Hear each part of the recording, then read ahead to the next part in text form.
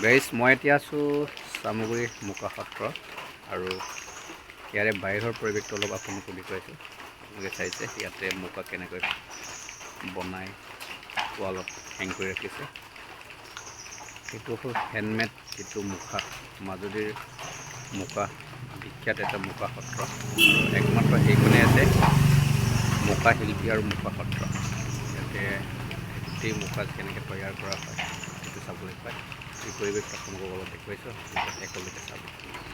এয়া চাইছে আপোনালোকে ডাঙৰ ডাঙৰ মুখা ইয়াতে বনাই তৈয়াৰ কৰি পেলাই ৰখা হৈছে। এই গোটেইটো মুখাই হয় আৰু এইফালে যদি মই আৰু ছাইডত যদি যাওঁ মই দেখুৱাবলৈ যিমান পাৰি চেষ্টা কৰিম। বাহিৰত বৰষুণ দি আছে, অলপ মই হেৰি চাই আছোঁ।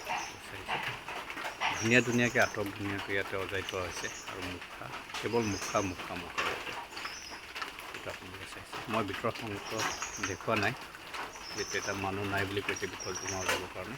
মই বাহিৰৰ পৰিৱেশটো অলপ দেখুৱাই দিছোঁ আপোনালোকক। সেয়া হৈছে মাজুলী মুকা সত্ৰ, চামগুৰি যিটো সত্ৰ সেইখনেই হৈছে মাজুলীৰ হেণ্ডমেড যিটো মুকা শিল্পী আৰু মুকা সত্ৰ।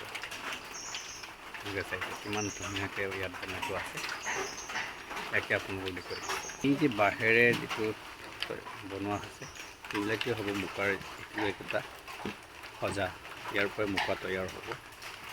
এনেকৈ মুখাবিলাক তৈয়াৰ কৰা হয়। এয়া হৈছে প্ৰাৰম্ভিক যিটো হৈ যায় আৰু ইয়াৰ পৰাই লাহে লাহে মুখালৈ পৰিৱৰ্তন হ'ব। এয়া হৈছে কেঁচা, এইমাত্ৰ অলপ বনাবৰ কাৰণে ৰেডি কৰি থৈছে। চাইছে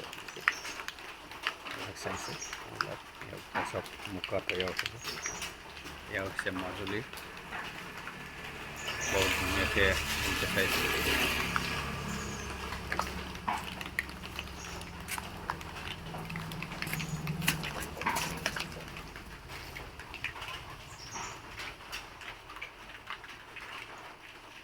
মই বাৰু এই বাহিৰৰ পৰা অলপ দেখুৱাই দিছোঁ আপোনালোকক।